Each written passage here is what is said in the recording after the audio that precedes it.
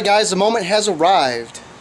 Update on my 3rd gen Camaro is now here. Not that it's going to be a huge update, but guess what? She's under the carport. Moved her out of her nesting place back there.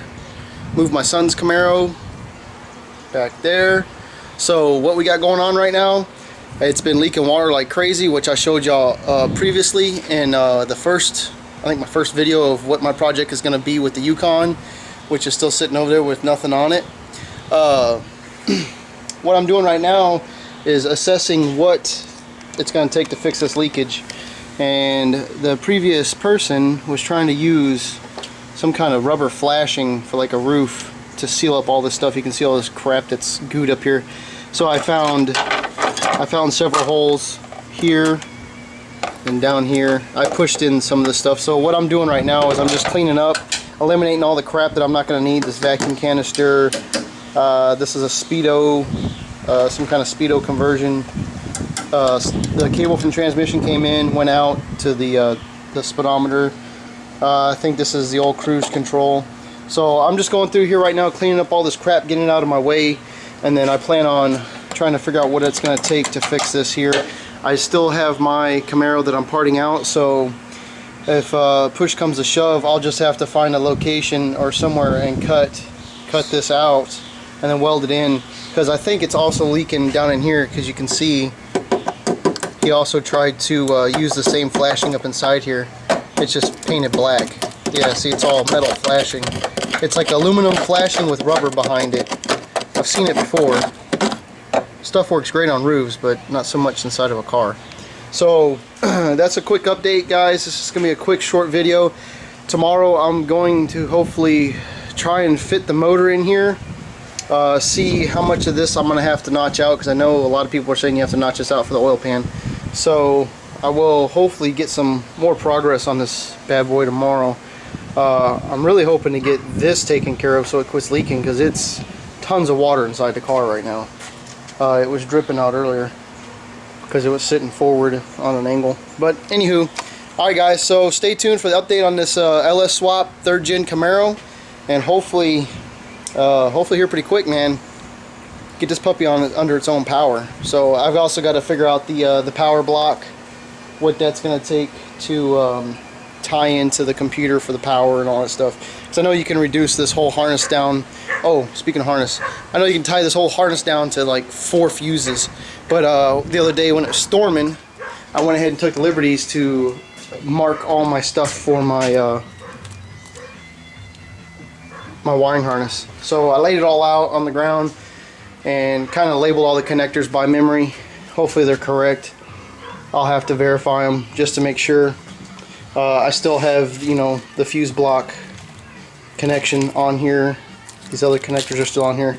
So I just kind of went ahead and labeled everything real quick, so that's done. And yeah, man, hopefully this is gonna be cruising here soon. Alrighty folks, so quick update. Let me shut this fan off. There's a few parts I took off, cleaned it up in here, got that all out of there. Took out the connection that comes to the firewall. Of course, this was already off. Pulled out the throttle cable. Oh no, not the throttle. There's the throttle cable. There's a hose for the canister, and I think the speedometer cable. So got that all cleaned up. Took off the windshield wiper mechanism. Ripped out the seat. Ripped out the carpet. Sucked up the millions of gallons of water that was in there. Found a hole there. And I'm gonna grab a flashlight. Where'd I put my flashlight? This. So hopefully this will come up on the video. So as you see, there's a hole there. That's a normal factory hole. Right there's the little rust holes that meet the firewall or the inner fender. Over there's more, and then up there is the granddaddy of holes. So that's where the air dam comes in, and that's where I think the majority of my leak was coming from. And this is up underneath the dash, and I confirmed that when I took this out. Real hard to see. Yeah, back in that corner. Yep. All that down in there is the air dam. So it's literally right there. So I don't know how I'm gonna fix this. I've got to gain access to it.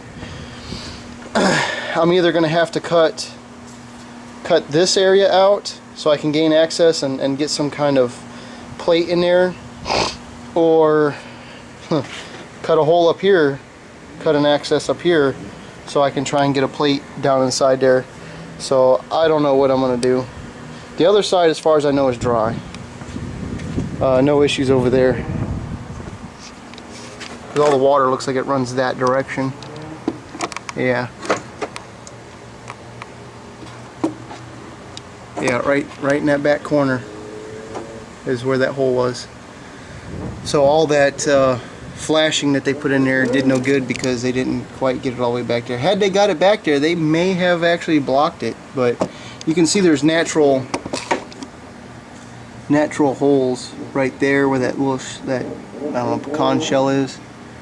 So right there's where it drained, you know, it drains off, and then back over in that corner there's another relief in that corner there, so the water can drain that direction. And where that would normally drain would be just in between your fender well. It would drain in there, so it would basically go on the outside of the car and travel down the bottom, or travel in between your fender and down the ground. Is how that would normally go. But since this car had a hole in it, it wasn't able to do that. So there's a quick update. I took the dash off a while back. Figured might save a little bit of it from the sun, but we'll see. We'll see what happens. So there's another quick update on my 3rd gen Camaro. We're getting there, making some progress. At least I'm excited because I'm actually finally getting able to fucking do something to it. It's been sitting ever since I got it. The only thing I've done to it is put the tires on it. I got those tires from LKQ. I got those on a Sunday for I think $9 a piece, and they charge you a couple dollars to take them off the rim. So I don't know. I probably spent $100 to have them mounted on here and everything. They're not balanced. I'm not worried about balancing them right now because I don't know when this car's gonna be on the road. If it ever gets on the road, then I'll go spend $5 a tire and get them balanced, or end up getting new tires. I don't know. I just got something to move this car around, because the tires that were on it before were completely, there was no hope for those. The tread was coming off, so there was no using them. Alright guys, so there's my 3rd gen Camaro update, LS swap, whatever you want to call it, 5.3. I do need a transmission here soon. Like I said, I got the transmission out of the Yukon, but that's a full drive transmission, so that's not going to work. Alright guys, well, y'all stay tuned.